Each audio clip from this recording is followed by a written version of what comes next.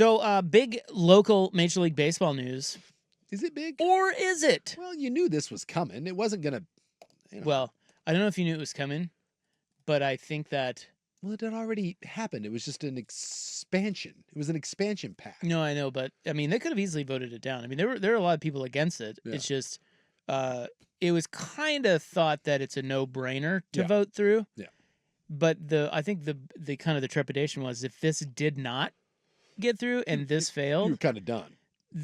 Any hope you had of Major League Baseball to Portland was dead. So this had to go through, and it did. The Senate Bill 110, which is that measure aimed at helping fund the Major League Baseball stadium in Portland, passed the Senate, and House passed it a couple weeks ago, like we talked about here, and so now it goes to No Toll Tina's desk, and she is gonna sign off on it. Sign it. So this had already passed years and years and years ago. They're just changing the total. Yeah, so it was 150. If you want to talk about inflation, it was $150 million.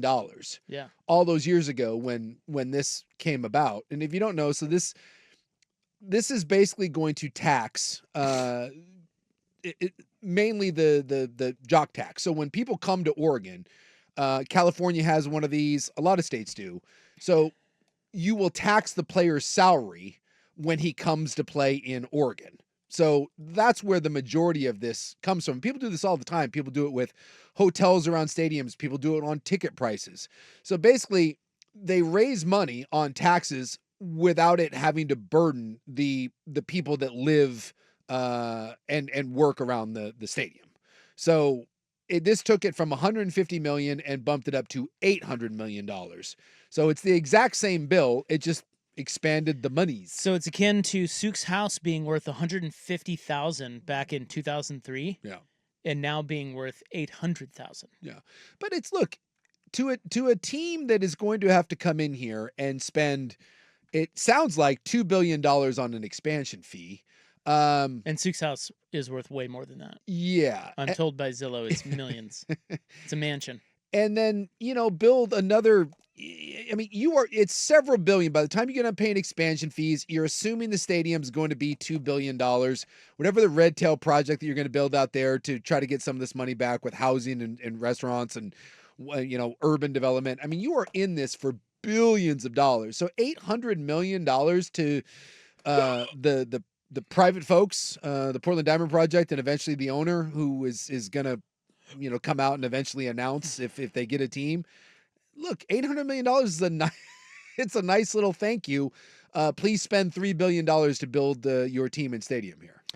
Yeah. So at least the legislature gets it, you know? Yeah. I mean, they passed it before, but they could have easily said no and,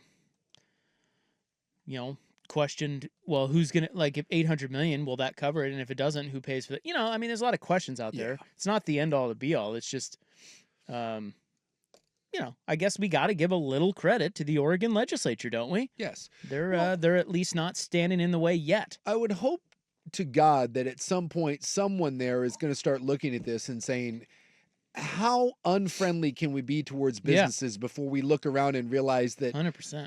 These businesses are going elsewhere and this would be the city needs wins. We know that. And I was reading through the article today in Oregon Live, and people are like, well, would this really be a boon to the economy, or would this take money away from... Just shut up. No one has ever had a stadium put in the middle of your city and been like, yeah, that wasn't a big financial impact. It would be a huge win for the city. And if you would have said no to this, you're signing your own death warrant. I still don't think you're going to get it here, but at least it's a step in the right direction for saying someone willing to come in and spend $4 billion to invest in your city. Find me where that's bad. I would love to hear from someone who tells me that a $4 billion investment, and by the way, that's being conservative because the expansion fee, I looked it up, it's $2.2 billion right now just to buy the team.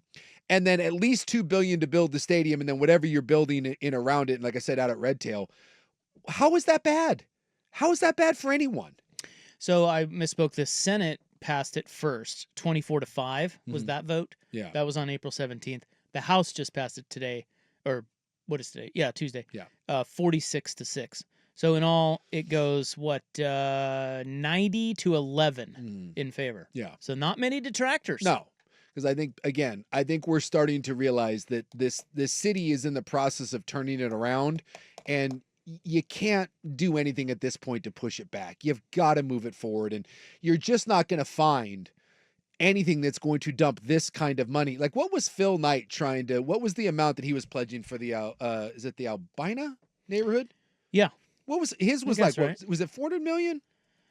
Yeah, 400 million. It right? Was. So, I think it was. And that's a nice chunk of change. I think that's right. Hey, look at me remembering that. Yeah. I thought I remembered that. So look at him. Well, that's a huge chunk of money. When's the last time someone dumped almost $500 million into an area of the city and realized that the baseball team is going to be minimum $4 to $5 billion? This doesn't happen. This is and there won't be another opportunity like this again. Because once this expansion happens, and if we don't get it and it goes to Salt Lake and Nashville, it's not expanding again. Maybe ever, or certainly not anytime in remotely the near future, right? We're not getting the NFL.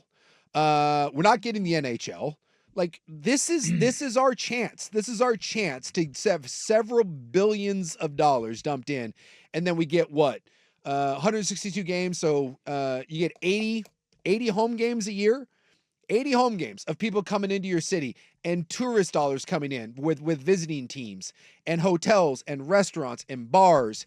And by doing this, you get new mass transit lines that people coming to and from the ballpark.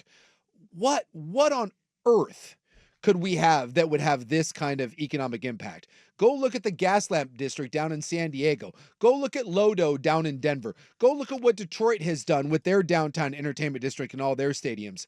Atlanta, right? What do they call that? What do they call the Atlanta suburbs that build up around that? Battery? Is it Battery something that's been phenomenal? Like, and we could have that. We could have it here in two areas. You get it down on the South Waterfront and out at Red Tail. Only if they call it Jump Town. Jump Town. It's just the idea that anyone would be against this is just staggeringly stupid to me.